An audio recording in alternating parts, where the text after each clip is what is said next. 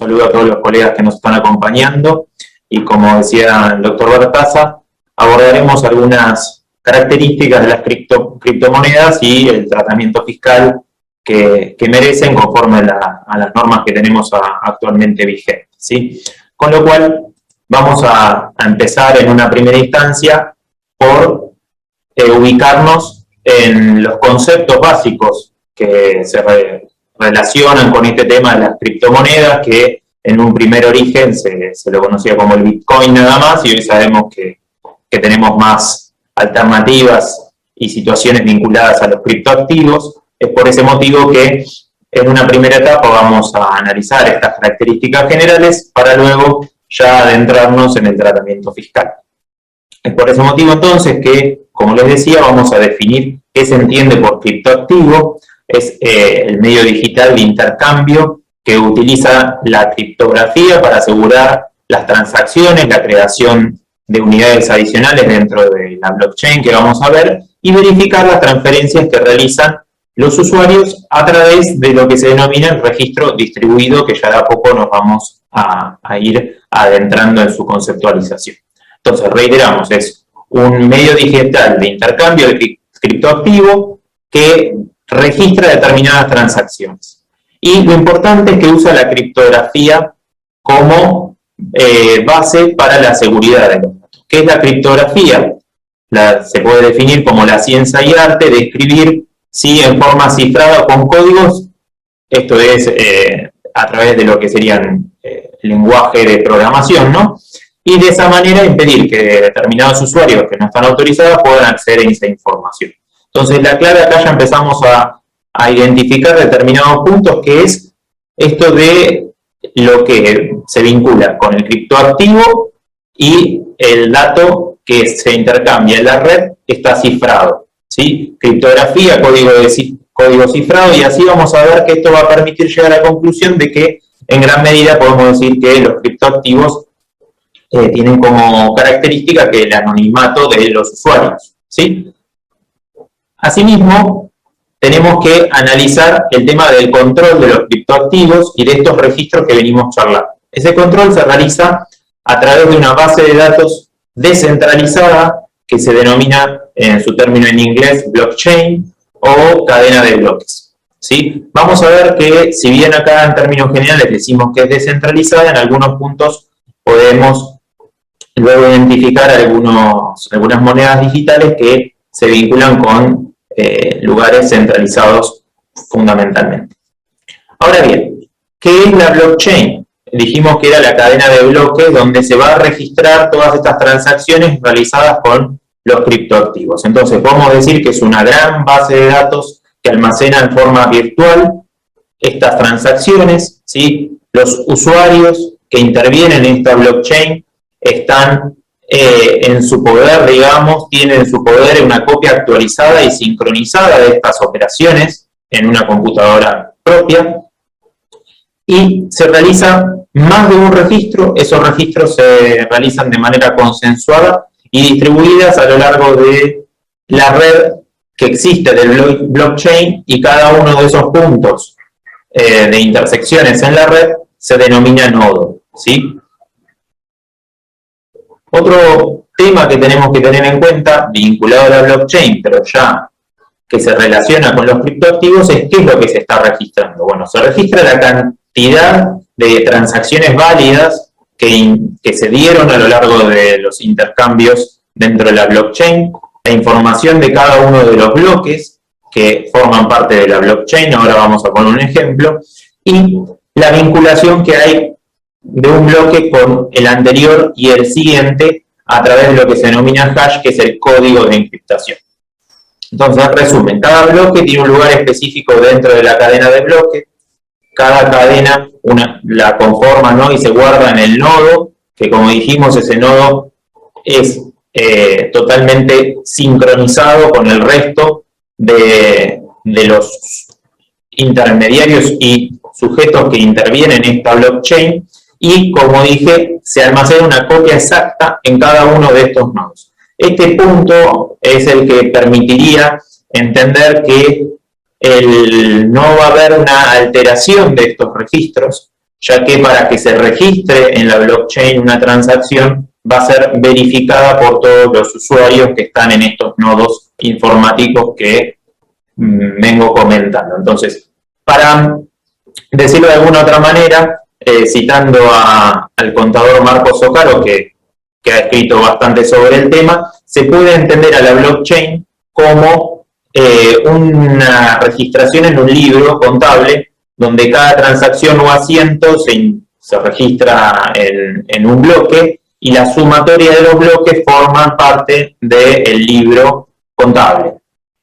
Después, la otra caracterización que a veces se le da es que estas transacciones, al ser validadas en forma digital y obviamente a través de algoritmos matemáticos, se da una cierta veracidad de la operación, ¿no? Entonces, el que haya intervenido más de todos los nodos y validado la operación significa que la misma no ha sido fraguada o resulta inválida. Para poner un ejemplo, si yo decido transferirle 5 Bitcoin al doctor Bartaza, pero en mi cuenta no hay más de 4 Bitcoin, el saldo de las unidades de criptomoneda que tengo, más allá de que yo puedo realizar la transacción, gracias a la intervención de todos los nodos que verifican esa transacción que yo realicé, la misma va a quedar como inválida, dado que el saldo de mi cuenta en Bitcoin era 4. Y esto lo realizan todos los nodos. Y por el contrario, si yo efectivamente transferí mis 4 Bitcoin al doctor Bartaza, todos los nodos van a verificar en forma simultánea esa transacción, y como todos van a verificar en su base de datos actualizada que el saldo de mi cuenta era de 4 Bitcoin, va a ser autorizada la misma y por ende registrada la operación a los fines de que mi saldo quede 0 y se le sume 4 Bitcoin al saldo de la cuenta que tiene Humberto. Para poner una representación gráfica de qué se entiende por nodo, acá tenemos un ejemplo. Cada una de las computadoras unidas en la red del blockchain sería el nodo. Para poder participar como interviniente de esta red, el sujeto debe descargar un software informático en su computadora, va a bajar la base de datos y a partir de ahí va a quedar actualizada esa base en función a las transacciones que se van verificando. Esta actividad, como vamos a ver luego, se conoce como minería de criptomonedas, lo que permite entonces, reitero, validar y registrar las transacciones válidas dentro de la blockchain. Y ahora sí, con un ejemplo ya gráfico, vamos a ir redondeando este concepto que les planteé con el ejemplo donde yo le transfería a Humberto 4 unidades de Bitcoin. Entonces, el sujeto A le transfiere al sujeto B las monedas digitales, en este caso las criptomonedas. Entonces, esa transacción se genera con un bloque, ese bloque llega a los distintos nodos. Estos nodos hacen las validaciones que les venía comentando. Una vez que esa validación se confirmó, se puede insertar este bloque en el registro de la cadena de bloques, y ahí sí voy a dejar de tener yo las unidades de criptomonedas para que pasen a formar parte de los saldos que tiene Humberto en su cuenta vinculada a las criptomonedas, que después vamos a ver cómo funcionan. Entonces aquí quedó de manera gráfica todo el caminito que se realiza 100% de manera digital. Las ventajas de estas operaciones es que se pueden realizar los 365 días del año, ya que no hay un horario bancario. Como vamos a ver, las criptomonedas no dependen de ningún banco central, con lo cual solo resta esperar lo que tarde la validación. En general, Bitcoin tiene una validación de aproximadamente 10 minutos. Hay otros tipos de monedas digitales que resultan menores, pero bueno, en términos generales esta es la forma en que va circulando la información digital dentro de la blockchain y en este ecosistema de nodos que estamos viendo.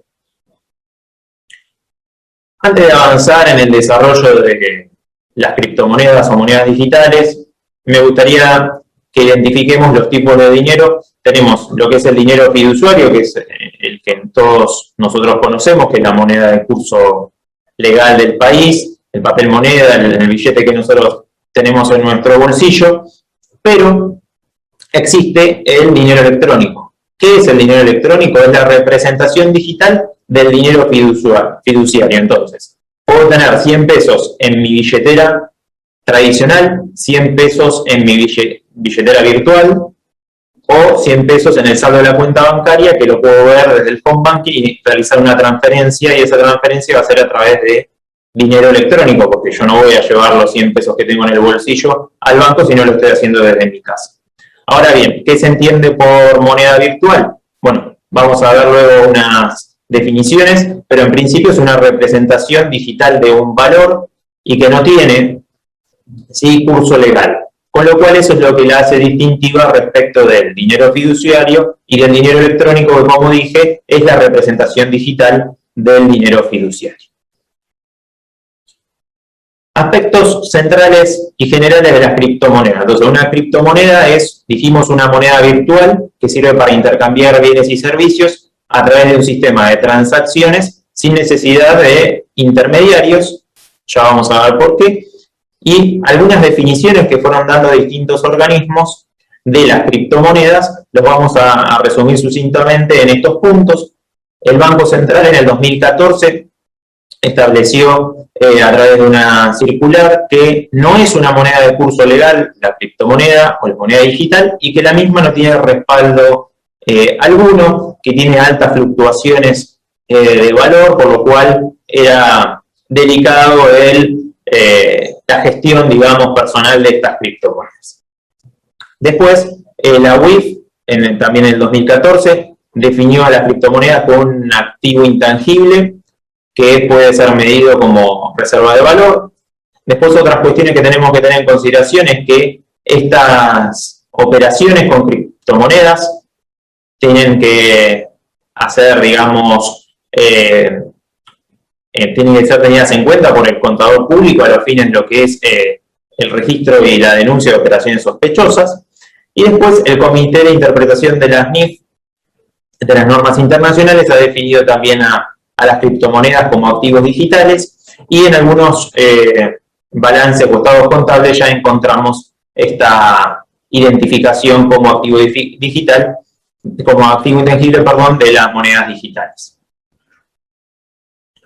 Entonces, algo que las hace distintivas y por lo cual también algunos países tienen recelo, y vamos a ver luego que también se ha puesto el ojo con relación a lo que es el lavado de activos y financiación del terrorismo, es que no existen en un punto físicamente, con lo cual facilita la transferencia de un lugar al otro, tanto local como internacional. Las operaciones se realizan 100% por Internet. En principio hay un anonimato, ¿sí? No se revela la identidad del sujeto. ¿Por qué?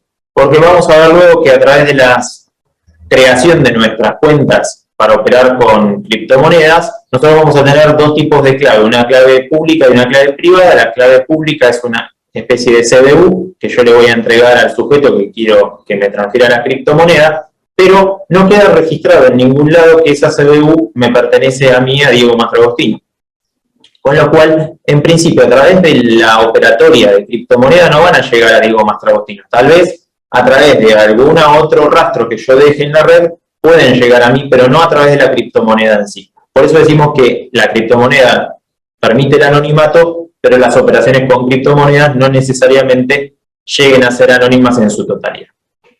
Con respecto a la descentralización, se la define de esta manera porque no interviene un banco central u otro agente con relación a la emisión de la criptomoneda, salvo algunos casos puntuales en las cuales se trata de establecer una paridad del valor de la criptomoneda con otro activo, como puede ser una moneda digital diferente o una moneda como el dólar. Por eso es el caso de USDT, ¿sí? Que Tether es la empresa que emite esa criptomoneda, con lo cual es un caso excepcional de moneda digital centralizada y no descentralizada como es la característica general. Como dije, al usar el blockchain tenemos la imposibilidad de falsificación o duplicación. La transacción es irreversible, ¿sí? En el sentido de que yo, una vez que emito la solicitud y esa solicitud de transferencia queda registrada en la blockchain, no la puedo deshacer, con lo cual, si le transferí 5 Bitcoin al doctor Bartaza y le tenía que transferir 3, le voy a tener que pedir a él que haga la devolución y realice una nueva transacción para devolverme las 2 unidades que le entregué de más. Y otra característica es que en general las criptomonedas tienen una emisión limitada. Está previsto desde su creación la cantidad de unidades que van a emitirse. En el caso de Bitcoin son cerca de 21 millones de criptomonedas. Aquí le dejo un cuadrito con algunas características generales de las criptomonedas, ¿sí? Como para resumir, criptomoneda es un tipo de token. Hay distintos tokens, no me voy a introducir en ese tema ahora, solo para dejarles el dato. Tenemos los tokens de pago, que son las criptomonedas, los tokens de utilidad, que son los que me permiten tener acceso a un determinado software, y los tokens de valor, que son aquellos que representan a otro activo, como pueden ser inmuebles, participaciones sociales. Pero bueno, eso les dejo la inquietud para que ustedes lo puedan investigar. Característica, entonces dijimos que es una unidad de valor, ¿sí? No es emitida por ninguna entidad privada en términos generales. Y la forma de almacenamiento, ya vamos a ver, puede ser a través de los exchange o de los monederos digitales o físicos. La moneda digital, reitero, no tiene un único emisor porque no lo emite una empresa en términos generales, sino que se emiten de manera digital aleatoriamente y no son de curso legal, como dije, usa el blockchain y este blockchain está vinculado con plataformas descentralizadas que son los nodos. Ya adentrándonos puntualmente en el uso de las criptomonedas, es cómo adquiero las criptomonedas. Bueno, tenemos en términos generales 4 formas de adquirir las criptomonedas. Es comprarlas a través de un exchange, que es una empresa que se dedica a comprar y vender estas monedas digitales. Podemos decir que se podría asimilar a una casa de cambio digital, en el sentido de que yo tengo la moneda digital, le entrego esa moneda digital y me entregará otra moneda digital o dinero fiduciario.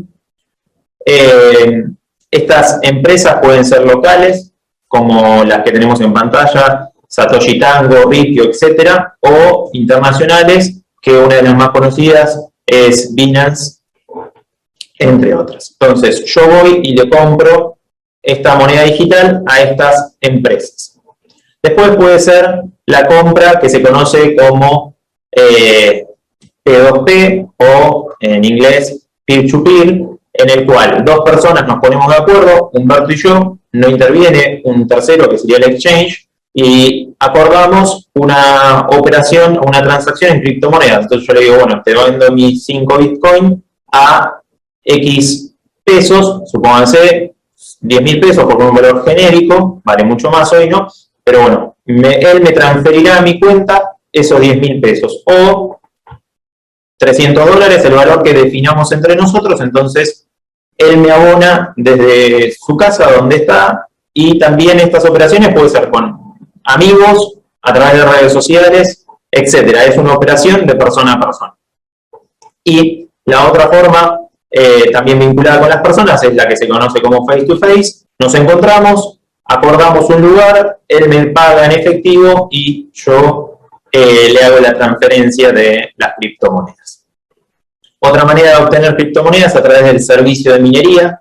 Los nodos, por validar estas transacciones que venimos comentando, una vez que incorporan las transacciones al bloque, ese nodo que logró la incorporación, que es el más rápido de todos los de la red, en términos generales, y logra con éxito la validación final, obtiene como recompensa unidades de criptomonedas, con lo cual es otra forma de obtener las criptomonedas, y similar a la compra P2P o F2F, tenemos la cobranza, ¿sí?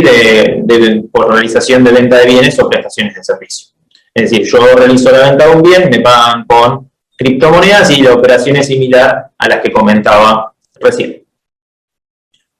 Con respecto al almacenamiento, puede quedar almacenado en el exchange, ¿sí? Porque es una cuenta dentro del exchange. Como les decía, acá podemos asimilarlo a una cuenta comitente.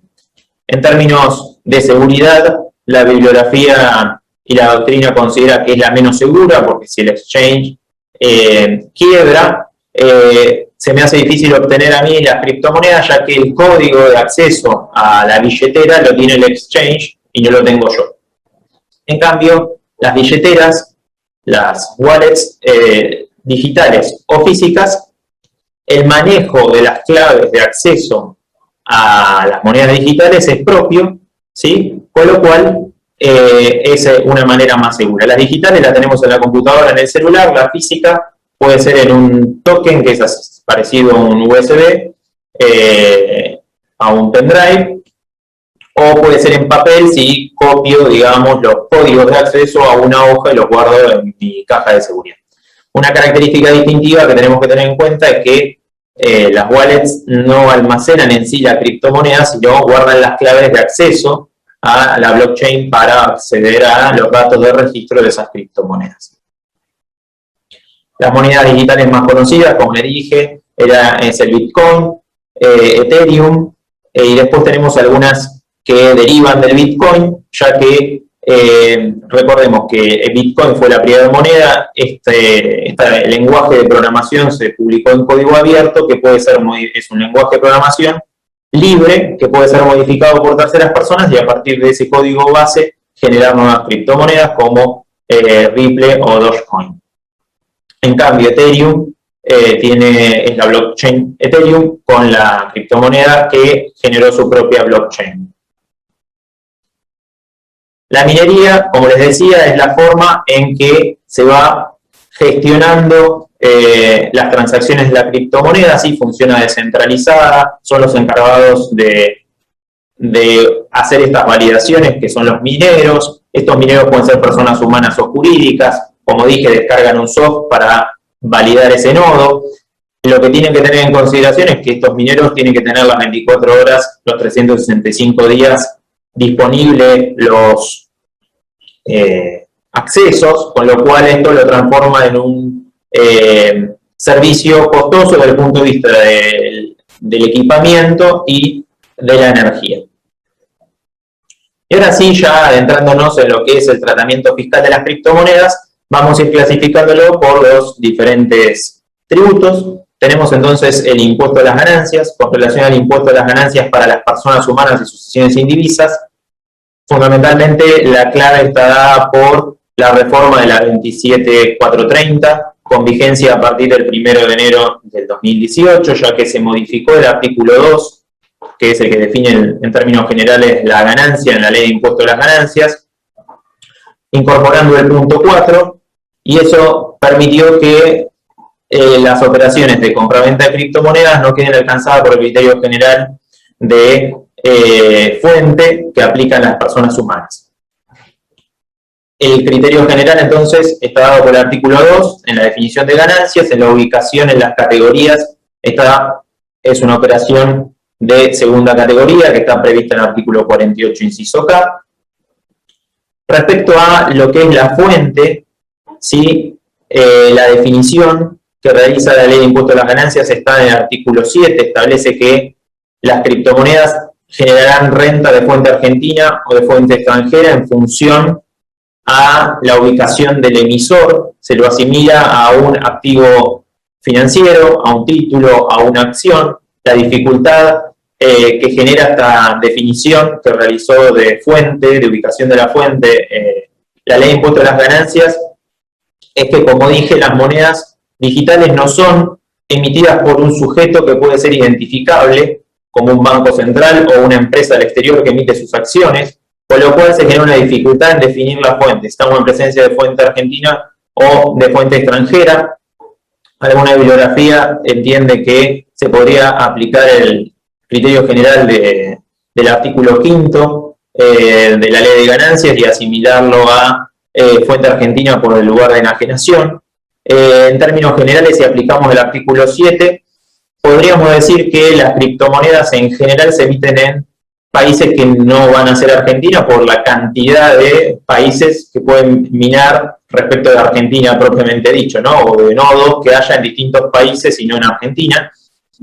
Entonces, en principio podríamos inclinarlos porque la mayoría van a ser de fuente extranjera, pero la posición que tomemos lamentablemente puede ser controvertida, ya que ni el decreto reglamentario ni el fisco han aclarado esta situación. Con relación al criterio de imputación, es el criterio de imputación por lo percibido. Respecto a la determinación del resultado, lo tenemos definido como el precio de venta menos el costo computable, los gastos directos e indirectos, los quebrantos de ejercicios anteriores, si corresponden, y la posibilidad de hacer la deducción especial que prevé el artículo 100 de la ley, porque en el caso de las personas humanas, para lo que es renta de fuente argentina, que es esta determinación del resultado que les acabo de mencionar, está dentro del concepto de impuesto cedular, ¿sí? Y por ese motivo podemos aplicar la deducción especial del artículo 100. Y es impuesto cedular conforme lo prevé el artículo 98, inciso A e inciso B, y la alícuota aplicable va a ser del 5% o del 15%. El 5% es en el caso de que sean emitidas en pesos. No lo prevé el inciso A en sí, sino lo define el decreto reglamentario que lo ubica dentro del inciso A, ya que la ley en el inciso B solamente menciona las monedas digitales, que cuando estamos en presencia de emisiones en moneda nacional con cláusula de ajuste o en moneda extranjera. Este es otro punto áspero, digamos, en el sentido que las monedas digitales no se emiten ni en pesos ni en moneda extranjera, sino que al ser considerada una moneda en sí misma, ella es la representativa de valor. Entonces genera otra vez un conflicto, ya que puedo haber comprado la moneda digital en pesos y venderla en dólares, pero la moneda digital en sí no fue emitida ni en pesos ni en dólares. Si estamos en presencia y conceptualizamos la operación bajo fuente extranjera, vamos a tener la definición de la alícuota en el artículo 94, que es del 15%.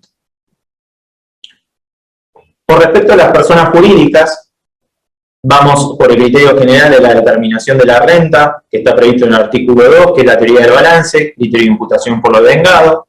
Recordemos, tanto para las personas humanas como las personas jurídicas, que el quebranto generado por las operaciones con monedas digitales es un quebranto específico. Y respecto a lo que sería la evaluación y el tratamiento en el ajuste por inflación impositivo, podemos decir que si estamos y definimos a la moneda digital como de fuente extranjera, lo vamos a considerar un activo no computable y su evaluación va a ser al costo. Por lo tanto, cuando se venda, no vamos a generar un resultado por la diferencia de cambio, sino que va a ser precio de venta en dólares menos costo en dólares por el tipo de cambio del día de la venta. Fuente argentina, si se considera que es fuente argentina, entonces va a ser un activo computable, porque no está previsto en la norma como activo no computable, y es más, la evaluación se asimila a los títulos públicos, y está previsto en el artículo 67 que se evalúen a el valor de cotización a la fecha de cierre del ejercicio, y con respecto al costo computable, como dije, el artículo 67 de la ley. Ahora bien, con respecto a la minería, ¿qué tenemos que tener en cuenta? Que la generación de la moneda digital en sí, que ellos van obteniendo por la prestación de servicio, no está grabada, sí va a estar grabada la venta que realicen de la misma. Ya ahora sí vamos a lo que es el impuesto a los bienes personales. La doctrina define el tratamiento en general bajo dos premisas: considerarlo como activo financiero o considerarlo como activo intangible. Si se considera como activo financiero, que es la interpretación que nosotros tenemos para asimilar al tratamiento que tiene la norma del impuesto de las ganancias y conforme a lo que prevé el decreto reglamentario de bienes personales, que es de aplicación supletoria a la ley de ganancias, que definiremos la alícuota conforme a la ubicación del emisor. Volvemos a lo mismo, tenemos otro problema si lo ubicamos por que quién emitió, si es ubicado en el exterior o en el país. Algunos entienden que tendría que ser en donde está la billetera, pero la billetera en realidad no tiene la criptomoneda, como dije, sino la wallet tiene los códigos de acceso a las transacciones con las criptomonedas. Con relación al impuesto de valor agregado, la compraventa no está grabada, la minería es una prestación de servicio que sí va a estar grabada. Recordemos que la minería tiene también lo que es un fee, una comisión, pequeña comisión que cobra por cada una de las transacciones, y los intermediarios, que son los exchange, también es una retribución de servicio grabado. Con respecto al impuesto a los débitos y créditos bancarios, sí, concluimos que estamos bajo un sistema organizado de pago, va a quedar grabada la operación por el impuesto a los débitos y créditos. Si analizamos la situación bajo el paraguas del régimen simplificado para pequeños contribuyentes del monotributo, la compraventa no es susceptible de ser incorporada dentro del monotributo, ya que no es una venta de bienes ni locaciones o prestaciones de servicio. En cambio, la minería y el exchange, en la medida que esa prestación de servicio y los ingresos por la misma estén dentro de los parámetros del monotributo, podrá adherir a la misma. Con respecto a los ingresos brutos, ¿sí? Hay que recordar la característica general del impuesto, que estamos en lo que es el ejercicio habitual y a título oneroso del ejercicio de una profesión, oficio, industria, etc. Con lo cual tenemos que definir estas pautas, sin perjuicio de, como veremos ahora, no hay gran legislación sobre el tema. Y la problemática que ya venimos planteando es el aspecto espacial, porque ese ejercicio tiene que estar dado dentro de una jurisdicción. Córdoba fue la provincia que ya reglamentó en su código fiscal el término, ¿sí? Y la gravabilidad de las criptomonedas. Hace una definición mucho más amplia de moneda digital, que incluye a los tokens que representan activos, que yo, como ya había dicho, y podemos definir estas características que son el hecho imponible, prestación de servicio, ¿sí? De cualquier naturaleza, vinculada directamente con la operatoria con criptomonedas o monedas digitales. La base imponible, concretamente Córdoba define qué es la diferencia entre el precio de compra y venta para los sujetos habitualistas, y en general la alícuota está para los que presten servicios de exchange de intermediarios entre el 4 y el 4,75%, compra-venta de monedas digitales entre el 4 y el 6,5%. Con relación a la provincia de Buenos Aires, recientemente, a través de la Comisión de Enlace de ARBA con el Consejo Profesional de Ciencias Económicas de la provincia, en julio pasado, definió que no hay una regulación específica en la provincia de Buenos Aires, ¿sí? Que más allá de esto no significa que no quede grabado por el impuesto de los ingresos brutos, en la medida que se dé el requisito de territorialidad y habitualidad. Y acá hace una distinción respecto a lo que plantea la provincia de Córdoba, ya que entiende que estamos en presencia de un activo digital y lo más importante, que la base imponible la entiende como el precio de venta y descarta la aplicación de la diferencia entre precio de venta y compra, ¿sí? Con lo cual, acá tenemos ya un esbozo de lo que puede llegar a ser la visión de la provincia de Buenos Aires.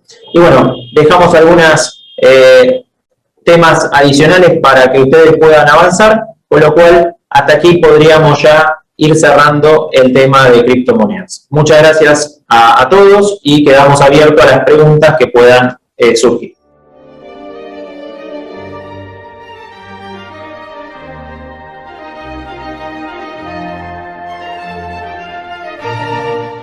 Buenas tardes nuevamente a todos los colegas.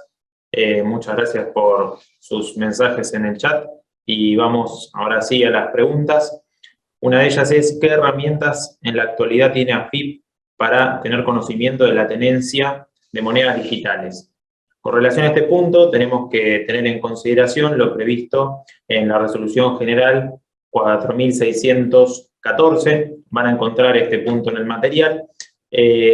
Con respecto a esto, los sujetos obligados vendrían a ser las exchange, con lo cual tienen que informar mensualmente las cuentas con sus respectivos titulares y los movimientos de ingreso, egreso y saldo de las mismas.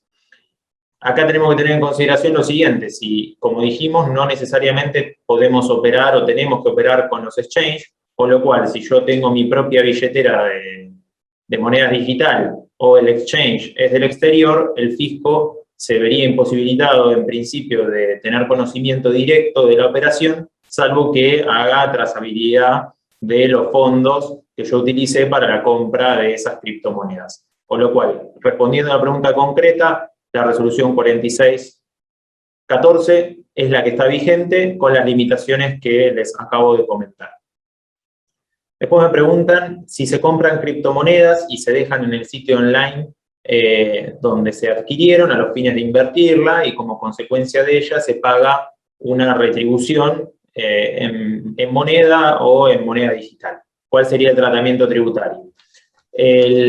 Estamos en presencia de una colocación de capital, ¿sí?, que tiene un rendimiento, con lo cual estaríamos en el artículo 48, inciso A de la Ley de Ganancias, segunda categoría, con lo cual esa rentabilidad que se genera como consecuencia de la tenencia de la criptomoneda estaría alcanzada por el tributo, ¿sí?, a la alícuota general. En este caso sería la escala del artículo 94, ya que no aplica impuesto cedular a partir del periodo 2020. Otra de las preguntas es si el quebranto por venta de criptomonedas se declara en el impuesto cedular o se declara en la justificación patrimonial del impuesto a las ganancias. Cuando ustedes ingresan al servicio disponible para la liquidación del impuesto a las ganancias, en el apartado de impuesto cedular pueden cargar valores negativos, con lo cual, si por ejemplo en el periodo fiscal 2020 el resultado por operaciones con criptomonedas fue negativo, lo informarán en la declaración jurada pertinente del impuesto cedular, recordando que, dado que es un formulario de una aplicación diferente, luego tienen que incorporar ese quebranto en la justificación patrimonial en la declaración jurada tradicional, el formulario 711. Con lo cual la respuesta es: se informa en los dos sistemas de liquidación de impuesto a las ganancias. Y después tenemos una pregunta vinculada con el costo que se le debe atribuir a las monedas obtenidas como consecuencia del minado de este servicio de minado criptomonedas. Con lo cual acá les quiero hacer una aclaración con relación a la forma y el tratamiento dispensado. Nosotros en la presentación tomamos el criterio de que el minado era la obtención de esas monedas, se logra gracias a la creación de las mismas. Es una de las posturas doctrinarias, con lo cual no es una prestación de servicio, y dijimos que el minado en sí no generaba ganancia, y sí la venta de la moneda. Con lo cual, en ese punto de vista, en principio podemos decir que el costo sería cero, o los gastos vinculados para obtener ese minado.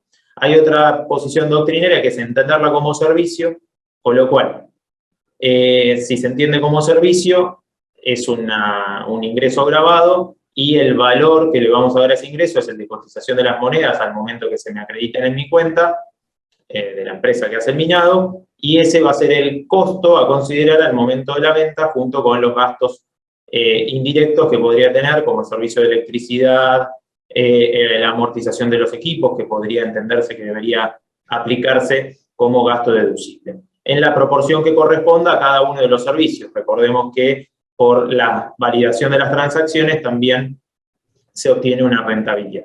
Bueno, esto es todo entonces. Muchas gracias y hasta la próxima.